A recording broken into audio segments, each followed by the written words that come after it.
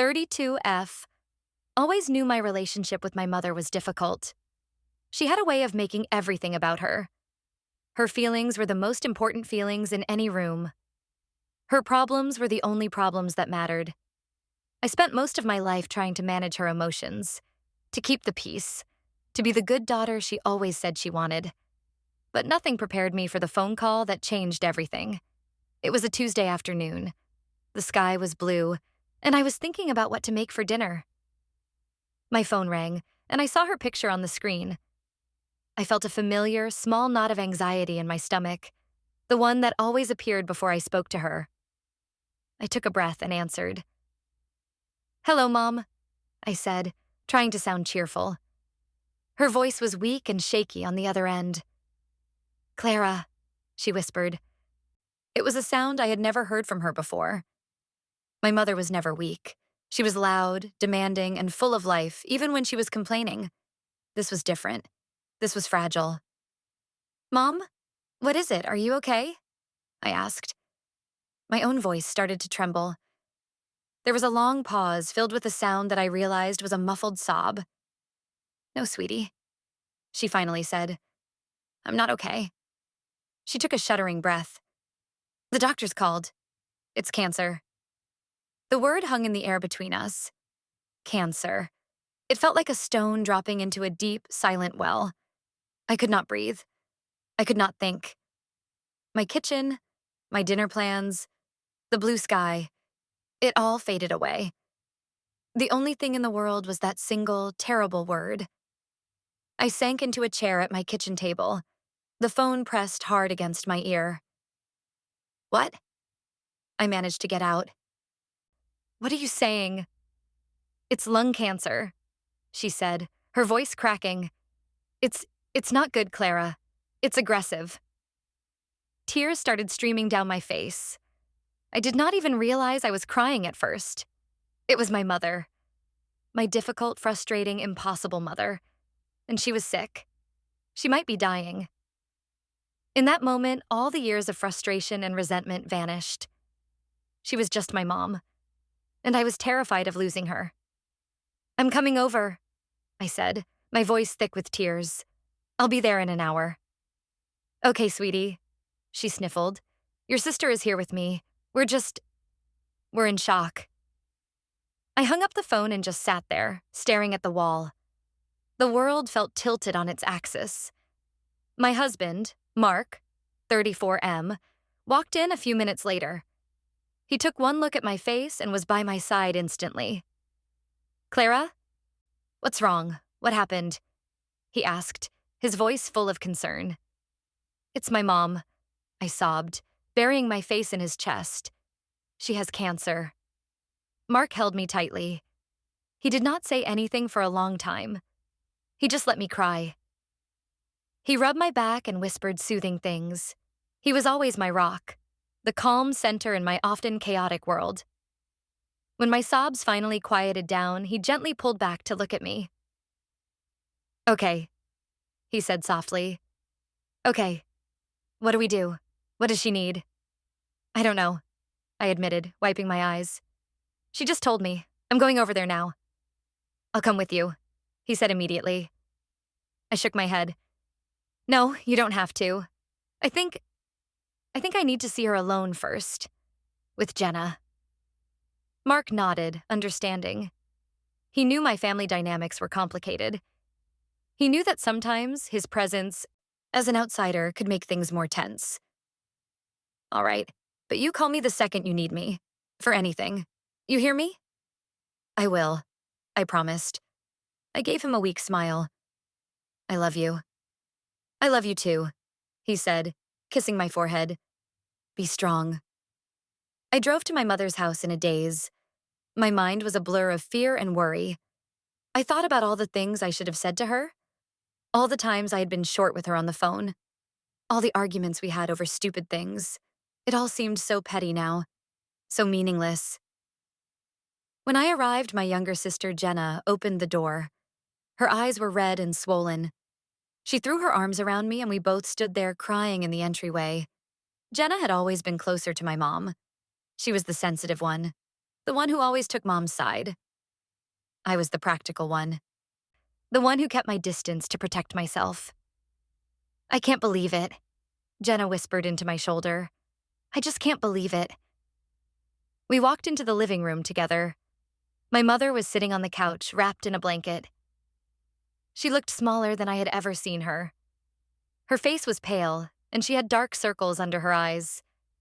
When she saw me, her face crumpled and she held out her arms. I rushed to her and knelt on the floor, hugging her tightly. "Oh, my baby," she cried, stroking my hair. "My sweet girl."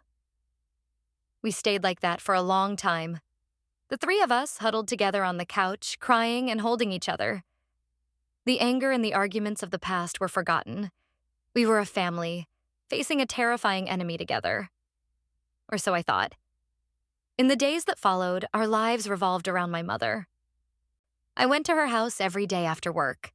I cooked for her, cleaned for her, and just sat with her, listening to her talk about her fears. Jenna was there constantly, having taken a leave of absence from her job. She hovered over Mom, fluffing her pillows and fetching her tea. Mark was incredibly supportive.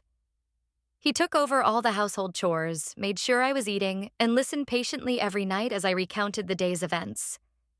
He was worried, but he was also practical. "Has she told you about her treatment plan?" he asked one evening. "Not really," I said. "She said she has a lot of appointments coming up. She seems overwhelmed." "Of course she is," he said gently. "But we need to know what she's up against. We need to know how we can help." The first mention of money came about a week after the diagnosis. I was in the kitchen, washing dishes, while Mom and Jenna were talking in the living room. "I just don't know how we're going to afford all of this," I heard my mother say, her voice filled with despair. "The insurance company is already giving me the runaround. They said some of the best treatments aren't covered." Jenna's voice was sharp with indignation. "That's ridiculous. They can't do that." "They can, and they will," Mom said with a sigh. "It's always about money." I finished the dishes and walked into the living room, drying my hands on a towel. "Mom, don't worry about money right now," I said firmly. "We'll figure it out. The most important thing is for you to get better." She gave me a watery, grateful smile. "You're such a good daughter, Clara." I felt a warmth spread through my chest. It was a feeling I had been chasing my whole life. Her approval, her praise. A few days later, she brought it up again. This time, she was more direct. "That specialist I need to see," she began. "He's very expensive, and his clinic wants a deposit up front for the initial consultation and tests." "How much?" I asked, my stomach tightening. $5,000, she said, looking down at her hands. "I just don't have it, Clara. Not right now." Jenna immediately looked at me. Her expression was clear. I was the one with a stable career and savings. I was the one who was married to a man with a good job.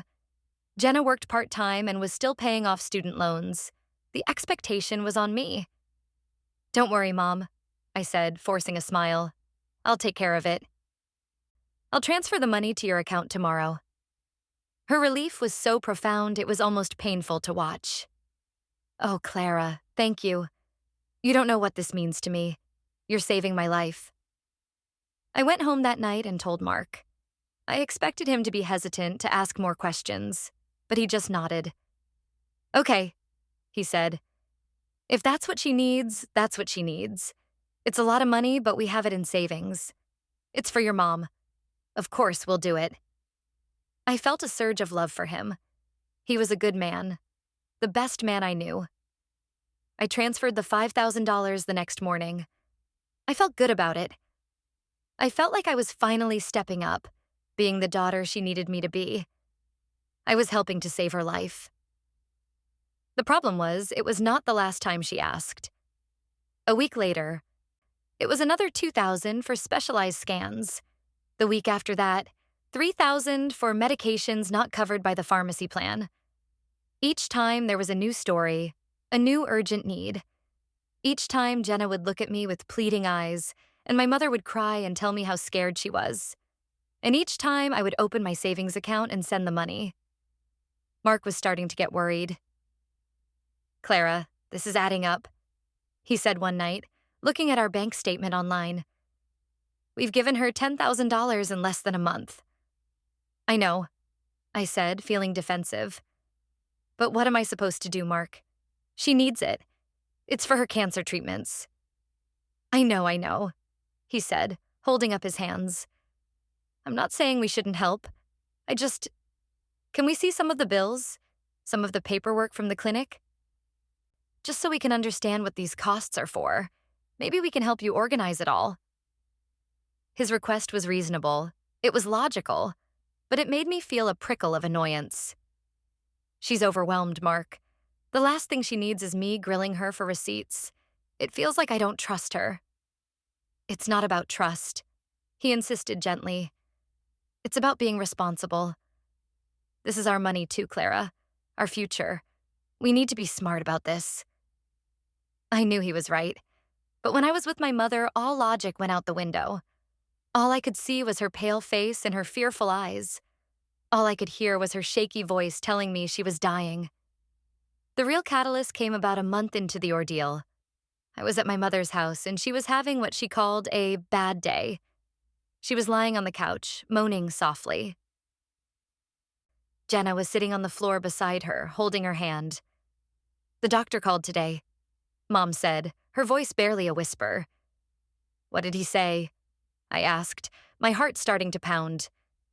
"There's an experimental treatment," she said, her eyes filling with tears. "It has a very high success rate, but it's new. The insurance company won't touch it. They call it investigational." "Where is it?" I asked. "What is it?" "It's at a special clinic in another state," she said. "It's a targeted therapy. It could save me, Clara. It could be a cure."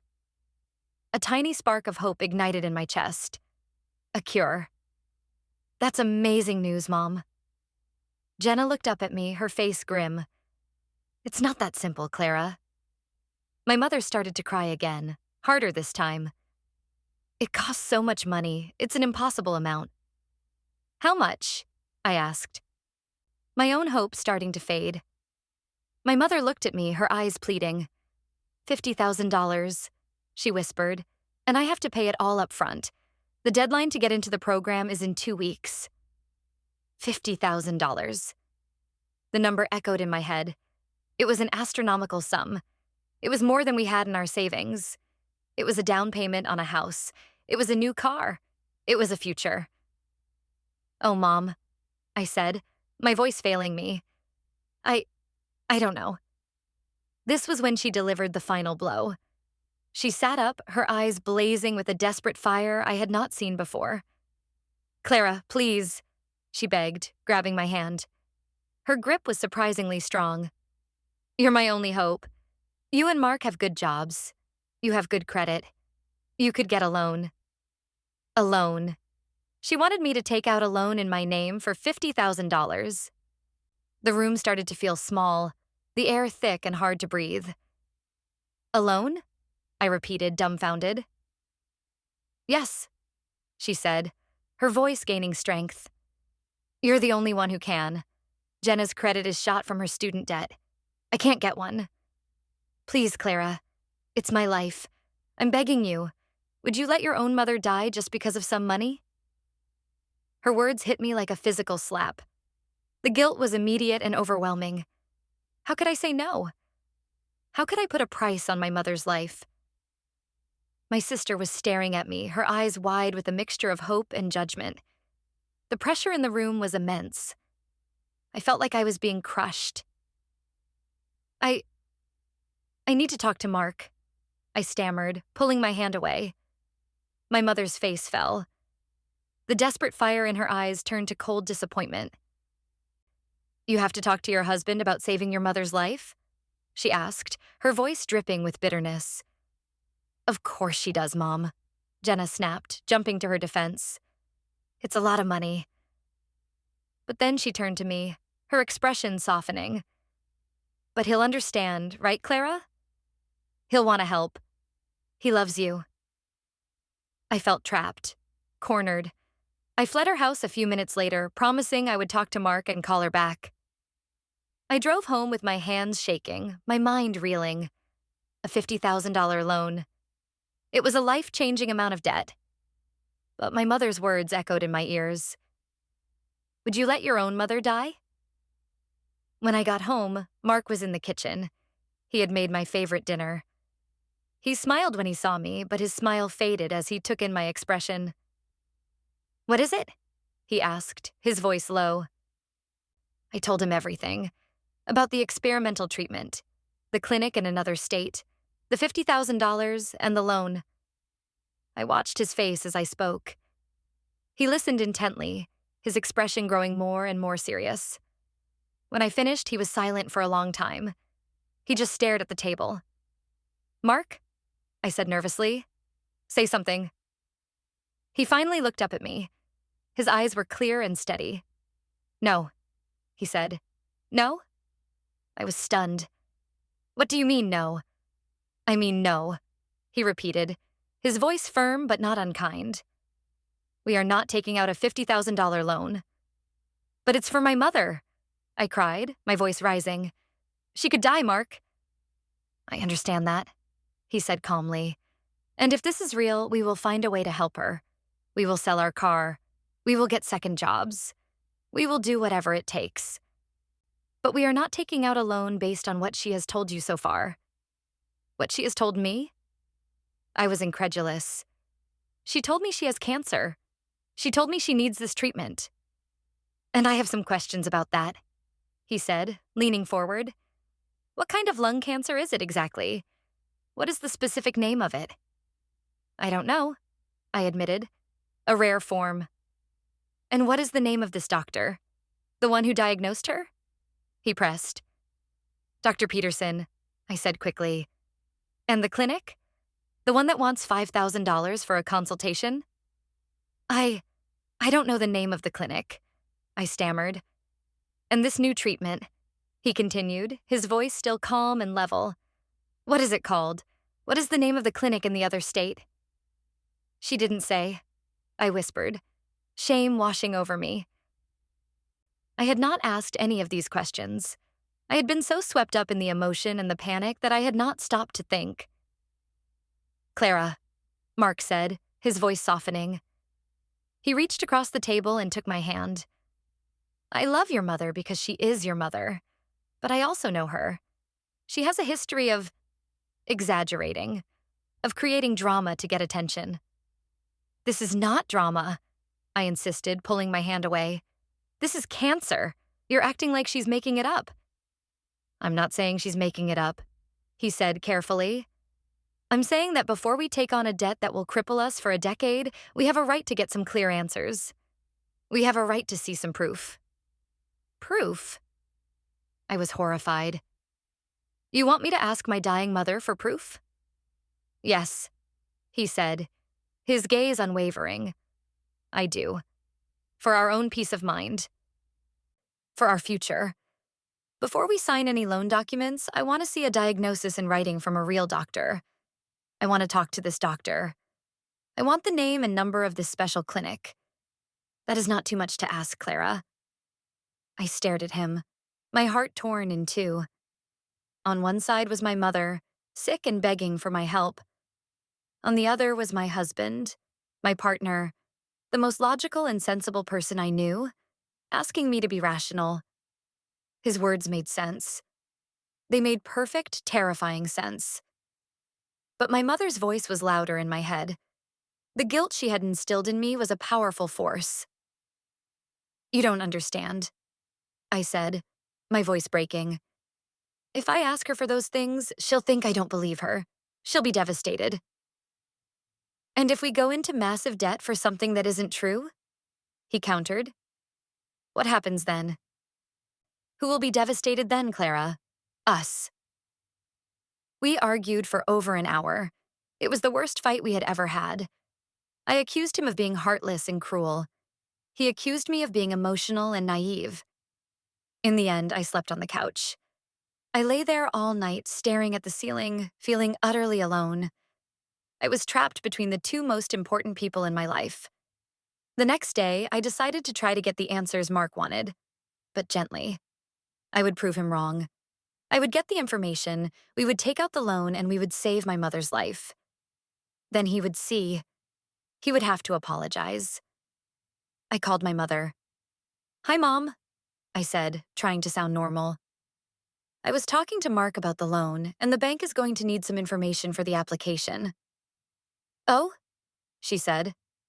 Her voice was cool. She was still upset from our last conversation. "Yes," I continued, my heart pounding. "They just need the name of the clinic, and the doctor's name and contact information, just for verification purposes. It's standard procedure." It was a lie, but it felt better than telling her Mark and I needed it. There was a long silence on the other end of the line. When she finally spoke, her voice was like ice. "Why are you doing this to me, Clara?" "I'm not doing anything," I said, my voice small. "It's just what the bank needs." "No," she snapped. "This is him. This is your husband. He's the one who doesn't believe me. He's turning you against your own mother while I'm on my deathbed." "That's not true," I protested weakly. "He's just being careful. It's a lot of money." "So my life isn't worth a lot of money?" She shot back. "I can't believe this. After everything I've done for you. I raised you, I clothed you, I fed you. And now you're questioning me when I'm fighting for every breath I take?" She was starting to cry again, but this time it did not sound like sadness. It sounded like rage. "You know what? Forget it. Don't get the loan. I'll just, I'll just die. I hope you and your wonderful husband are happy then." And she hung up on me. I stood there holding the silent phone, my entire body trembling. This was exactly what I had been afraid of. I had hurt her. I had betrayed her trust. I immediately called her back, but she did not answer. I called again and again. Nothing. Then my phone rang. It was Jenna. I answered, expecting to hear her worried voice. Instead, I was met with a torrent of anger. "What did you do?" she shrieked into the phone. "Mom is hysterical. She said you accused her of lying." "I didn't," I cried. "I just asked for the doctor's information for the loan." "For the loan? So you were going to do it?" Jenna's voice was filled with confusion. "Yes, I was trying to help." "Well, you have a funny way of showing it," she yelled. "How dare you doubt her, Clara? How dare you? She is sick, she is dying. And you and your husband are treating her like she's some kind of criminal. What is wrong with you?" "Jenna, please," I begged. "Just listen to me."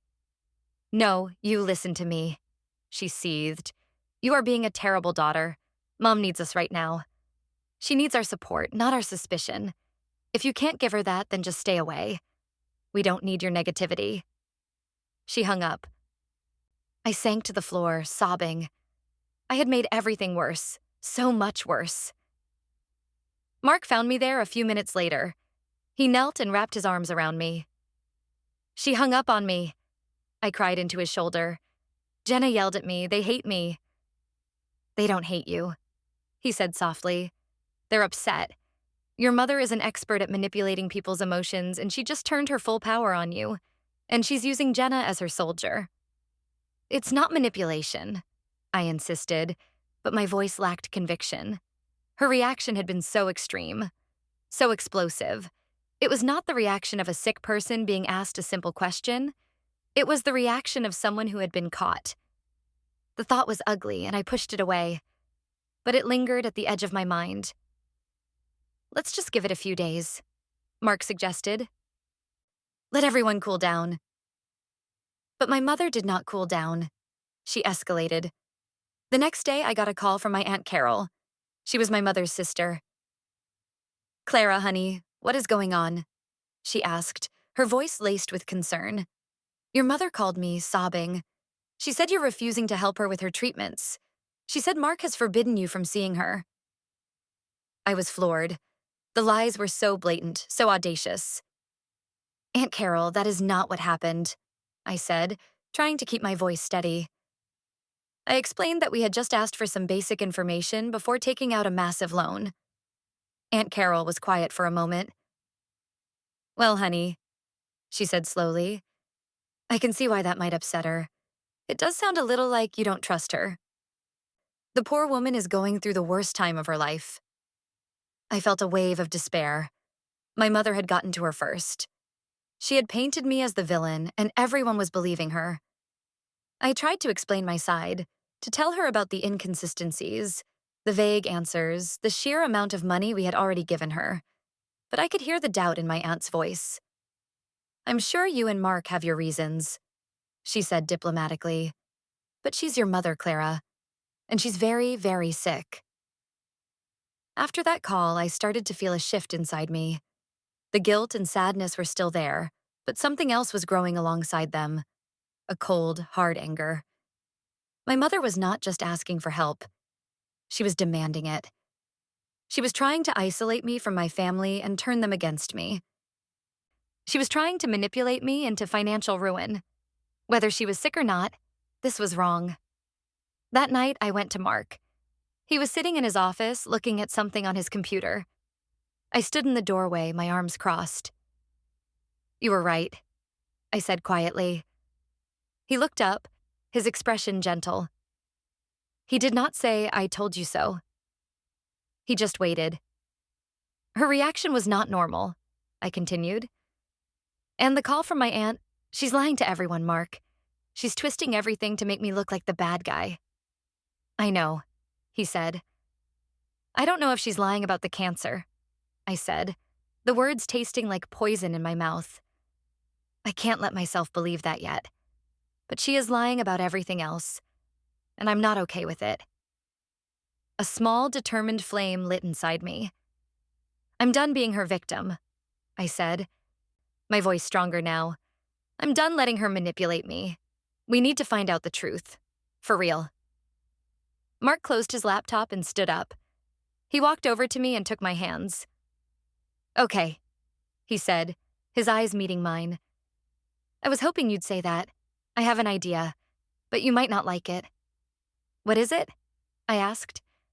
I think we should hire a private investigator, he said. The suggestion shocked me. A private investigator? To investigate my own mother? It felt like a terrible betrayal. A new low. Mark, I don't know, I said, pulling away. Think about it, Clara. He urged. We can't get straight answers from her. The family is turning against us based on her lies. A PI can find out the truth discreetly. They can check medical records. They can verify if this Dr. Peterson even exists. They can find out what's really going on without us having to confront her and cause another explosion. He was right. It was the only logical next step. It was the only way to get concrete answers without playing her emotional games. It still felt awful, like something out of a movie. But what choice did I have? I was fighting for my financial future, for my marriage, and for my own sanity. Okay, I whispered, the word barely audible. Let's do it. The next day, Mark made the call. He found a reputable investigator in my mother's city. He explained the situation in vague terms, focusing on financial concerns and the need to verify information before a large transaction. The investigator, a man named Mr. Harris, was professional and understanding. He said it was a more common situation than we might think. He told us what he would need and what his fees were. It was expensive, but it was a fraction of the $50,000 my mother was demanding. Mark handled all the communication with Mr. Harris. I did not want to be involved. It was my way of creating distance, of pretending it was not really happening. While the investigator started his work, my mother and sister continued their campaign against me. The phone calls stopped, but the pressure came from other directions. My cousin sent me a text message. Heard you're giving your mom a hard time. That's cold. An old family friend commented on one of my social media posts. Family should come first. Each message was a small cut. I felt myself withdrawing from everyone. The only person I could trust was Mark. We were an island, and the sea of my family's disapproval was rising around us. During this time, I started noticing more inconsistencies, things I had previously overlooked in my grief-stricken haze. I remembered my mother complaining about the nausea from her chemotherapy sessions. But then I would see her an hour later, eating a large plate of pasta with no problem. I had dismissed it at the time, thinking maybe she was just having a good moment. Now, it seemed suspicious. One day I drove by her house just needing to see something for myself. I did not go in. I just parked down the street. I saw her walk out to get her mail. She was supposed to be weak, barely able to get off the couch, but she walked with a brisk, energetic step. She was wearing bright pink leggings and a new-looking sweatshirt. She did not look like a woman battling aggressive lung cancer. She looked fine. I drove away with a sick feeling in my stomach. I was starting to believe the unbelievable. A few days later, Mark got an email from Mr. Harris. It was a preliminary update. He can't find any Dr. Peterson who is an oncologist in her state, Mark said, reading from his phone. He checked the medical board registrations. There are a few Petersons, but none with that specialty. Maybe she got the name wrong, I said, but my voice was hollow. Maybe, Mark said, though he did not sound convinced. He's also checking the major cancer clinics and hospitals in a 100-mile radius for any record of her being a patient. So far, nothing. Nothing. No doctor. No patient records. The island Mark and I were on felt more and more like solid ground, and the world my mother had created was starting to look like a fantasy. The pressure from Mom, however, was about to ramp up to a whole new level. The 2-week deadline she had mentioned was approaching. She broke her silence and called me. I hesitated before answering. "Hello?" I said cautiously. It was not the angry, accusatory voice from before. It was the weak, tearful voice from the very first call. "Clara," she whimpered. "The deadline is on Friday. I don't have the money. They're going to give my spot in the treatment program to someone else." She was a master. She knew just which buttons to push. The guilt came rushing back, despite everything I was starting to suspect. "Mom, I did not know what to say. Please, Clara," she sobbed. "I know we had a fight. I know I said some things I shouldn't have. I'm just so scared. I'm not thinking straight. Please don't let me die because I was angry. Please, I'm sorry." It was the perfect apology. It took all the blame for our fight and put it on her fear, making it impossible for me to be angry with her. It was a brilliant move. But this time, I was not alone. Mark was standing right there, listening to the call on speakerphone. He looked at me and shook his head slightly. "Stay strong," his eyes said. I took a deep breath. It was time to test a new theory. Mark and I had discussed this. "Mom," I said, my voice shaking a little. "I have an idea. I can't get a loan that fast. The bank is being slow. But I will pay the clinic directly. I will call them and give them my credit card number for the full amount." It was a perfect compromise. If the treatment was real, this would solve the problem.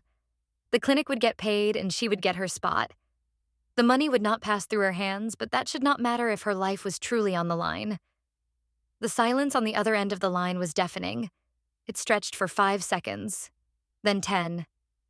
It was the longest silence I had ever experienced.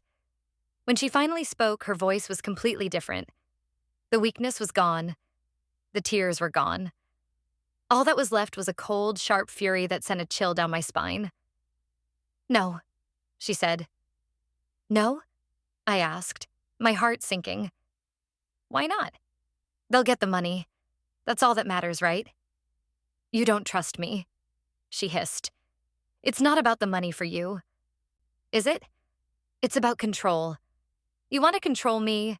You want to check up on me.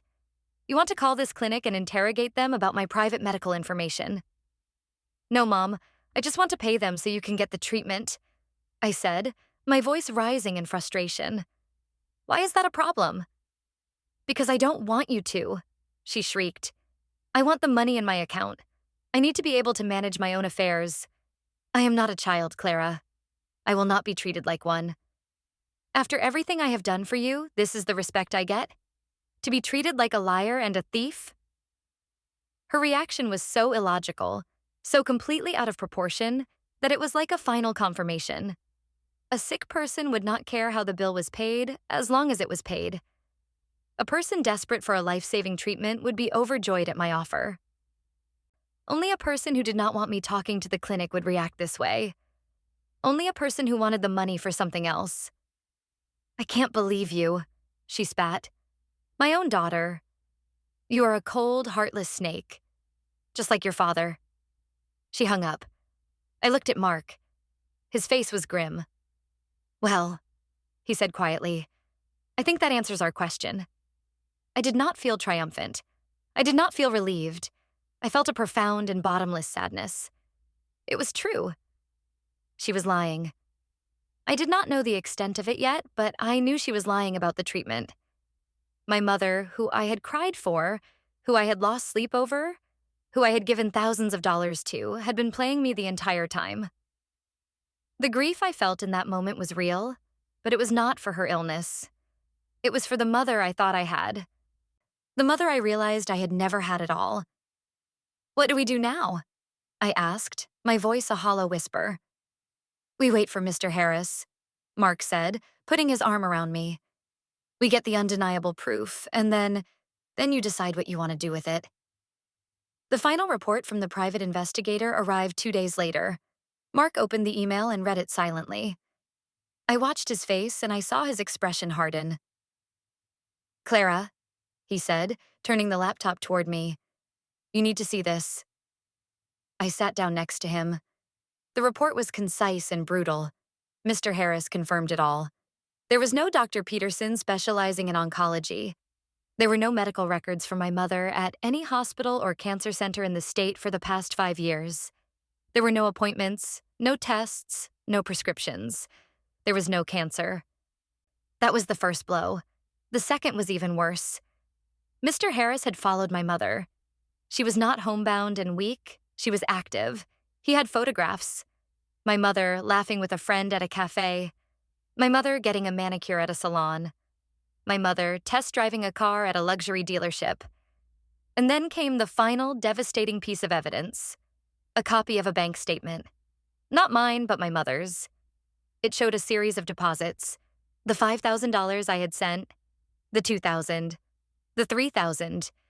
And it showed one large withdrawal, a $10,000 down payment on a brand new, top-of-the-line luxury SUV.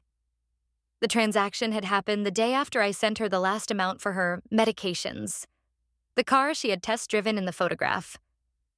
I stared at the screen, at the pictures of my smiling, healthy mother, at the numbers on the bank statement.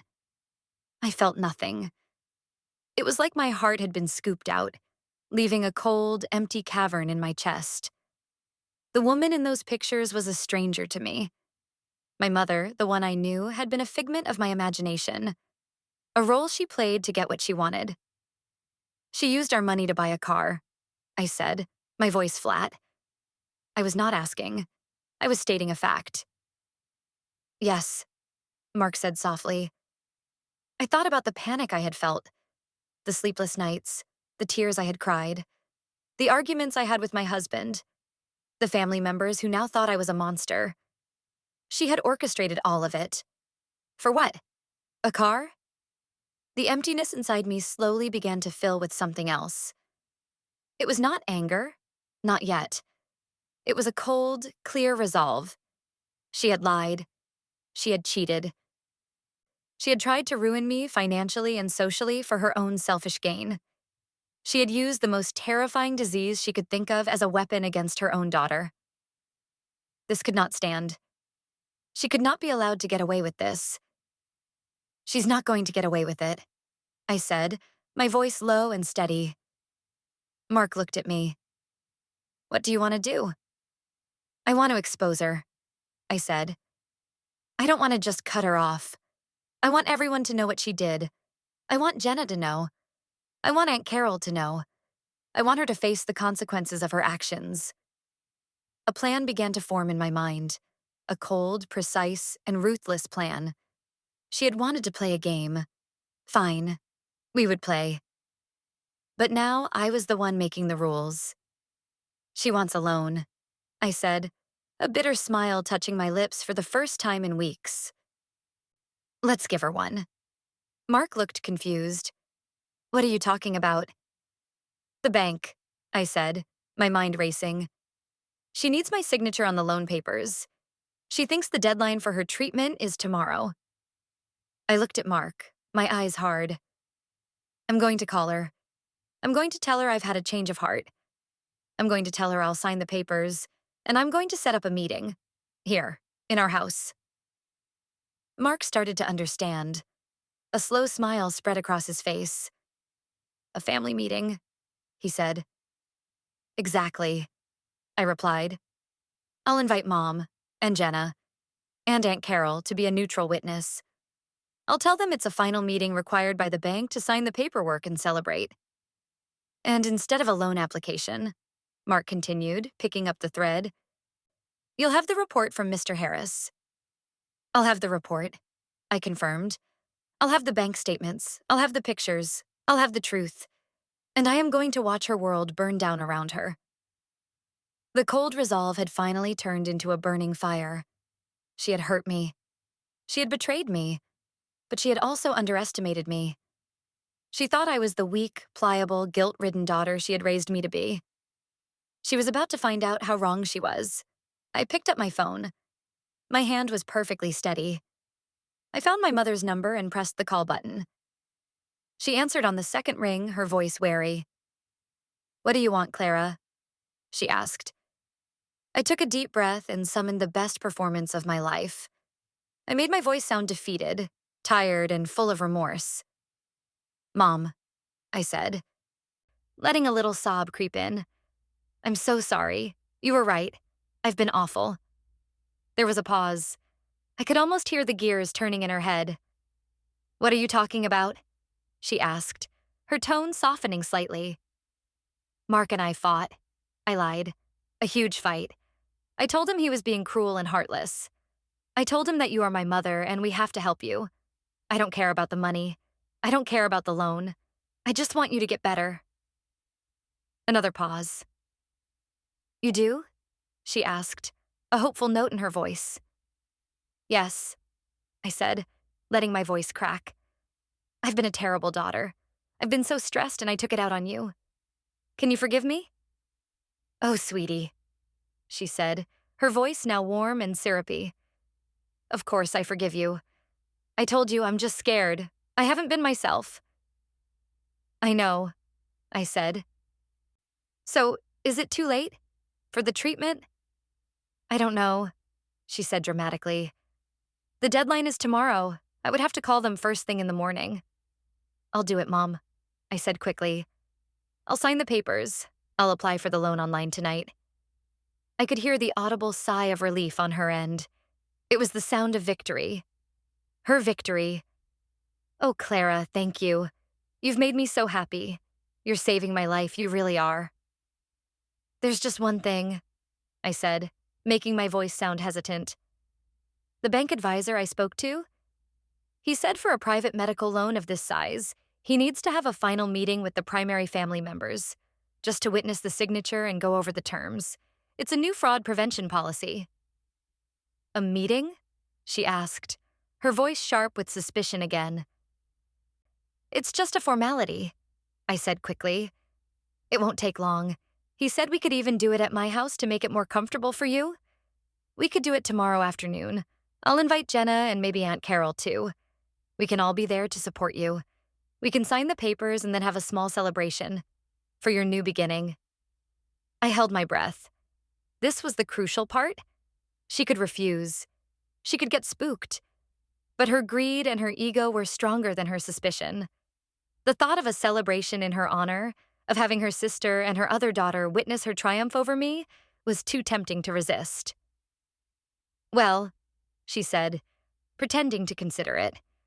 I suppose if it's what the bank requires. It will be tiring for me, but I can manage. Tomorrow afternoon, you said? Yes, I said, trying to keep the tremor of excitement out of my voice. Around 2:00. Okay then, she said, her voice full of smug satisfaction. I'll be there. And Clara? Thank you. I knew you would do the right thing in the end. Of course, Mom, I said softly. I'll see you tomorrow. I hung up the phone and looked at Mark. He was staring at me with a mixture of awe and concern. That was impressive, he said. She taught me how to lie, I said, a bitter taste in my mouth. She just never thought I would use it against her. The rest of the evening was a blur of preparation. Mark and I went to a print shop. We printed out every page of the investigator's report. We printed enlargements of the photos of her at the cafe, at the salon, at the car dealership. We printed the bank statements with the down payment highlighted in yellow. We arranged everything in a neat, undeniable stack and placed it inside a large manila folder. The folder felt heavy in my hands, heavy with the weight of betrayal and the promise of justice. I did not sleep that night. I lay in bed, my mind replaying every conversation, every lie, every tear. I felt a strange sense of calm. The anxiety and guilt that had been my constant companions for weeks were gone. I was no longer a victim in this story. I was the one in control. I was the one who was about to bring the truth into the light. The next day, I prepared for their arrival as if I were preparing for battle. I cleaned the house. I set out coffee and cookies on the table, a grotesque parody of a happy family gathering. Mark was a quiet, solid presence beside me. He did not say much, but his support was unwavering. He was my partner in this, my co-conspirator. He trusted me to handle it, but he was there to back me up if I needed it. At exactly 2 o'clock, the doorbell rang. My heart gave a single, hard thump against my ribs. It was time. I opened the door. My mother stood there, flanked by Jenna and Aunt Carol. My mother was putting on a great show. She looked pale, and she was leaning on Jenna's arm for support. She was wearing a loose-fitting dress and a shawl, the very picture of a frail patient. Jenna looked smug, her eyes darting to me with a look that said, "See? You finally came to your senses." Aunt Carol just looked relieved. She gave me a warm, if slightly tentative smile. She was happy that the family feud was seemingly over. "Come in," I said, my voice even. They stepped inside. My mother looked around the living room, a triumphant gleam in her eye. "It all looks so nice, dear," she said, patting my arm. "Thank you for doing this." "Of course, Mom," I said, leading them to the couch. "Please sit down, make yourself comfortable." They all sat. My mother took the center spot, of course. Jenna sat right beside her, ready to attend to her every need. Aunt Carol sat in an armchair, looking hopefully from me to my mother. Mark stood quietly by the fireplace. On the coffee table between them and me was the manila folder. "So," my mother said, getting right to business. "Where is this bank advisor? Is he late?" "He's not coming," I said calmly. 3 pairs of eyes turned to me. My mother's smile faltered. "What do you mean he's not coming?" "You said the meeting was required." "I lied," I said. The atmosphere in the room shifted instantly. The fake warmth evaporated, replaced by a tense, cold silence. Jenna's smug expression vanished, replaced by confusion and anger. Aunt Carol's face filled with alarm. My mother's eyes narrowed. "What is this, Clara?" she demanded, her voice losing its frail quality. "What kind of game are you playing?" "This is not a game," I said, my voice quiet but firm. "This is a conversation we should have had a long time ago. Before we talk about any loans, I think we need to talk about the treatment." I leaned forward and placed my hand on the folder. "I have some questions. For example, I was wondering if you could tell us the name of the clinic again, the one with the experimental program." My mother stared at me, her face a mask of fury. "We have been over this. I am not going to be interrogated in my own daughter's home." "It's a simple question, Mom," I said, my voice hardening. "What is the name of the clinic? Or how about the name of your oncologist? You said it was Dr. Peterson. What's his first name?" "I don't have to answer to you," she snapped. Jenna jumped to her defense. "Clara, stop it," she cried. "What is wrong with you? We came here to help her, and you're attacking her." "Am I?" I asked, turning my gaze to my sister. I am asking simple questions that any concerned daughter would ask. Questions that, for some reason, Mom is completely unable to answer. I looked at Aunt Carol. Aunt Carol, I said, my voice softening. I'm sorry you've been dragged into this, but I think you need to hear this. I think you need to know the truth. I opened the folder. The first thing I pulled out was a single sheet of paper. This is a printout from the State Medical Board's public database, I said, my voice clear and steady. It lists every licensed oncologist in this state. Oddly enough, there is no one named Peterson on the list. Not a single one. I placed the paper on the table. My mother's face had gone white. Jenna just looked confused. That can't be right, Jenna stammered. Maybe you misspelled it. I don't think so, I said. I pulled out the next set of papers. These are the responses from the records departments of the 10 largest cancer treatment centers in a 100-mile radius. I had a third party make inquiries on our behalf. They were looking for patient records for Linda Miller. I used her full name. As you can see, none of them have any record of her. Ever. I laid the papers down one by one. A stack of no's, a wall of truth she could not escape. My mother tried to speak, but no words came out. She just opened and closed her mouth like a fish out of water. Clara, this is crazy, Jenna said, her voice shaking. You hired someone to investigate Mom? That's sick. You want to know what's sick? I shot back, my voice rising. What's sick is lying about having cancer. What's sick is taking money from your daughter who is grieving for you and using it to buy a car. With that, I pulled out the photographs. I laid them on the table in a row. Mom laughing at the cafe, Mom getting her nails done, and the centerpiece. Mom, smiling and looking healthy, getting into a shiny new SUV at a dealership. Jenna gasped. Aunt Carol leaned forward, her eyes wide with disbelief. She picked up one of the photos. Linda? Aunt Carol whispered. When was this taken? Last week, I said. On a day she told me she was too weak from chemotherapy to get out of bed. Finally, I pulled out the last document, the copy of her bank statement. I had highlighted the deposits from my account and the $10,000 withdrawal to the car dealership. I placed it directly in front of my mother. This, I think, is my favorite part, I said, my voice dripping with ice. This is where the $10,000 we gave you for scans and medication actually went. Not to a clinic, not to a pharmacy, but to a down payment on a $60,000 car. The room was utterly silent. The air was thick with the toxic truth. My mother stared at the papers. Her face a horrible mixture of shock and rage. She had been caught. Utterly and completely caught. Jenna looked from the papers to my mother, her face pale and her mouth hanging open. Mom? She whispered. Is this true? Tell me it's not true. My mother did not look at her. She looked at me. Her eyes were filled with a pure, unadulterated hatred that I had never seen before. The mask was gone. The performance was over. This was the real her.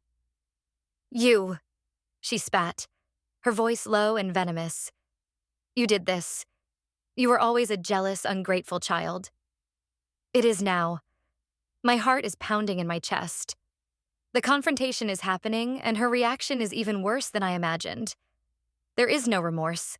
There is only rage. I feel a surge of power. I am in control. Me? I ask, my voice staying calm. I didn't lie about dying, Mom. I didn't steal from my own family. You did that. She's been under a lot of stress, Jenna suddenly shouted, finding her voice. She was still trying to defend her. The denial was powerful. She deserves something nice. She's been through so much. I turned to Jenna, my patience finally snapping. She's been through what, Jenna? What has she been through? A fake illness she invented in her own head? She didn't go through anything. I did. I went through it. I thought my mother was dying. Do you have any idea what that feels like? Jenna flinched as if I had struck her. She had no answer. Finally, Aunt Carol spoke. She had been staring at my mother, her face a canvas of dawning horror and disgust. "Linda," she said, her voice shaking with emotion, "you lied to us. You told us you had cancer. You let us worry. You let Clara give you her savings. You did all of this? For a car?" It was not a question. It was a judgment. That was what finally broke my mother. Not my evidence. Not my anger. But the look on her sister's face. The loss of her audience. The loss of her victim status. She let out a guttural scream of pure rage. "I deserve it," she shrieked, standing up so fast her chair almost tipped over. "I have had a hard life. I have sacrificed everything for you kids. You owe me. You both owe me. You were always the favorite, Clara. Always so perfect with your perfect job and your perfect husband and your perfect life. I am sick of it. I deserve nice things too." Her confession, her real motivation, hung in the air. It was not about need. It was about jealousy. It was about resentment. The cancer story was just a tool to get what she felt she was owed. I stood up too, so I was facing her at eye level. My calm had returned. I felt nothing but a cold, empty pity for this screaming, pathetic woman. "The money I gave you," I said, my voice flat and devoid of emotion. "The $10,000, I want it back. All of it. You will sell the car, or you will find the money somewhere else. You have 1 week." "Or what?" she sneered. "Or this," I said, gesturing to the folder on the table. "This report, these photos, these bank statements, they don't just go to the family. They go to the police. This is called fraud, Mom. It's a crime. And I will absolutely press charges. And just for good measure, I will also send a copy to every single person you know. All of your friends from your book club. The neighbors. Everyone. We will see how much they pity you then." The threat landed. The color drained from her face again. Her social standing, her reputation as a poor, suffering woman was everything to her. The thought of that being destroyed, of being exposed as a liar and a thief, terrified her more than anything else. She stared at me, speechless. She looked at Jenna for help, but Jenna was staring at the floor, crying silently. She looked at Aunt Carol, but my aunt just looked at her with cold contempt. She had no allies left. Her audience had walked out. I pointed to the door. "Get out of my house," I said. My voice did not shake. "And don't ever contact me again. We are done." My mother stood frozen for a moment, her chest heaving. Then, with a final, hateful glare in my direction, she turned and stormed out of the house. Jenna, after a moment's hesitation, scrambled up and followed her, still sobbing.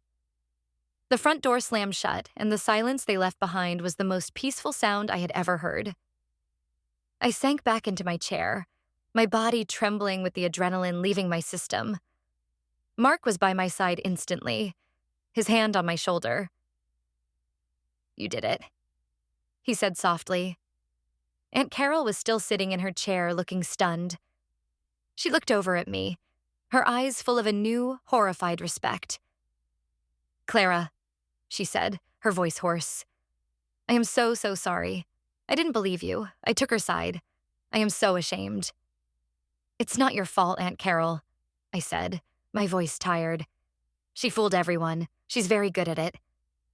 "I need to go," she said, standing up. I have some phone calls to make. People need to know the truth. The real truth." She gave me a long, meaningful look. "I'll handle it." She gave me a quick, tight hug and then left. Mark and I were finally alone in the quiet of our living room, with the evidence of my mother's betrayal spread across the coffee table like wreckage from a storm. I felt exhausted, but I also felt free. A heavy, suffocating weight that I had carried my entire life had finally been lifted. The fallout was swift and brutal. Just as she had promised, Aunt Carol called everyone.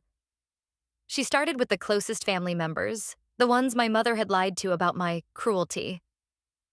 The story of the fake cancer, the lies, The stolen money and the luxury car spread through my extended family like wildfire. My mother's carefully constructed world of victimhood and sympathy crumbled to dust in a single afternoon. The first person I heard from was my cousin, the one who had sent me the cold text message. He called me that evening. "Clara," he said, and he sounded terrible. "Aunt Carol told me everything. I am so sorry. I was a jerk. I can't believe she did that. I don't even know what to say." "It's okay," I told him, and I meant it. "You didn't know." "Yeah, but I should have trusted you," he said. "If you ever need anything, I mean it, you call me." It was the first of many similar calls and messages. The tide of family opinion, which had been so strongly against me, turned completely. Suddenly, I was the one receiving calls of support, of apology, of sympathy. My mother, on the other hand, was met with a wall of silence and disgust.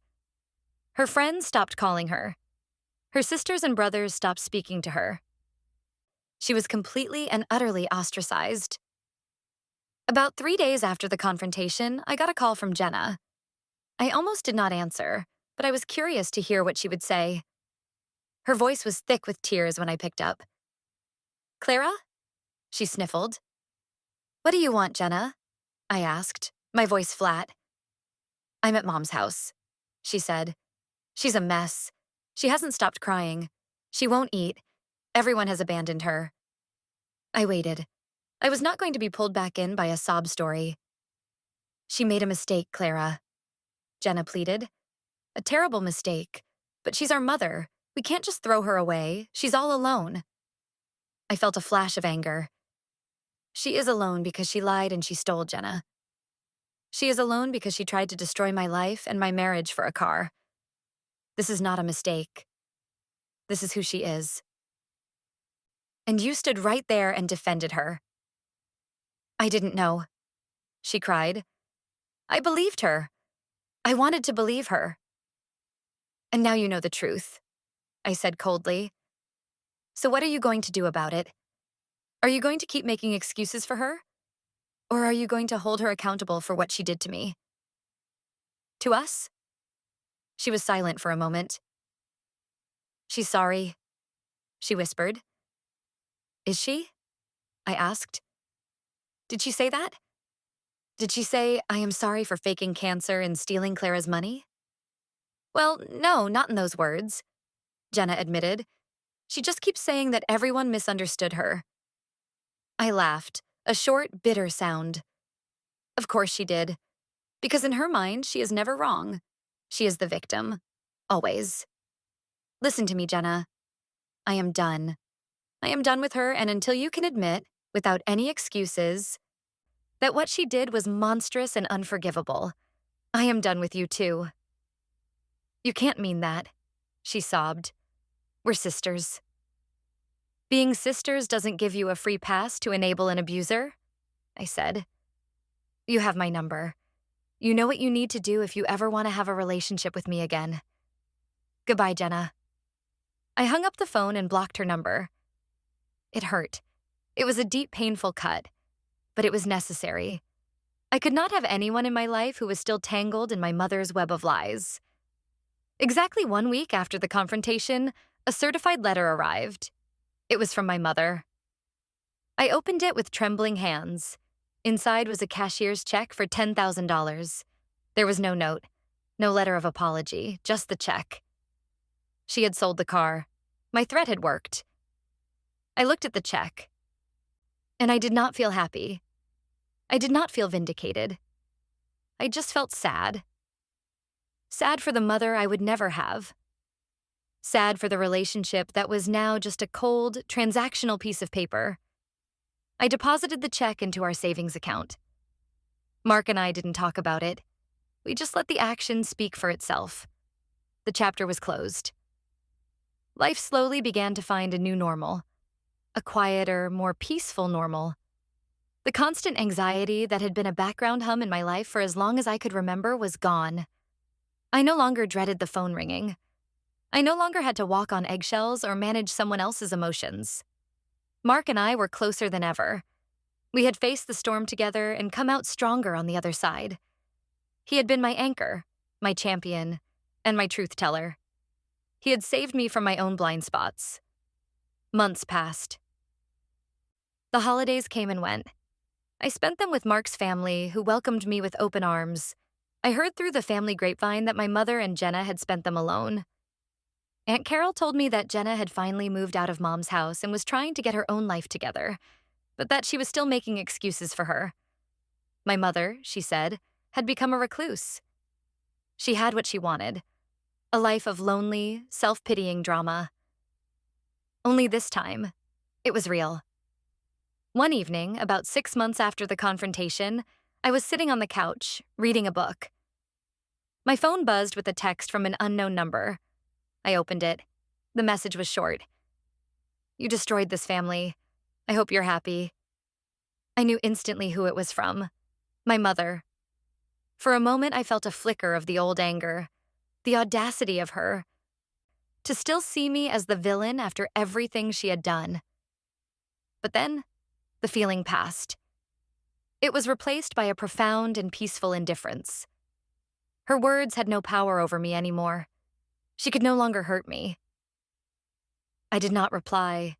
I did not get angry. I just deleted the message and blocked the number. I turned back to my book and took a sip of my tea. The house was quiet. Mark was in the kitchen, humming as he cooked dinner. I was safe. I was loved. I was free. My mother had not learned a lesson about the morality of her actions. She had not learned that lying was wrong or that manipulating people was cruel. She had only learned one thing: the consequences of getting caught. She had finally learned what it feels like to be small, to be powerless, to have your world shrink down to the size of your own bitterness. And as I sat there, in the warm, quiet peace of the life I had fought to protect, I knew that was a lesson she would have to live with forever. I had not destroyed our family. She had. I had just been the one to finally turn on the lights,